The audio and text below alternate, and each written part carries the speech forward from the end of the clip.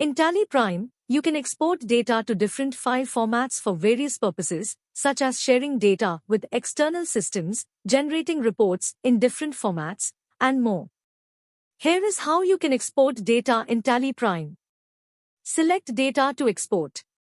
Times before exporting, make sure you are in the appropriate screen or report where the data you want to export is displayed.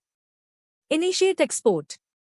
Times in most cases, you can initiate the export process by going to the export option, which might be located in different menus based on what you are exporting.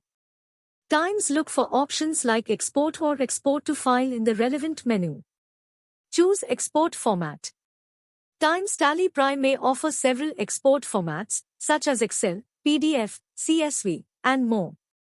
Times select the format that suits your requirements. Specify export location. Times choose the location on your computer where you want to save the exported file. Times give the file a name and specify the file extension appropriate for the selected export format, example, .xlsx for Excel, .pdf for PDF, etc. Confirm export. Times confirm the export settings and file location.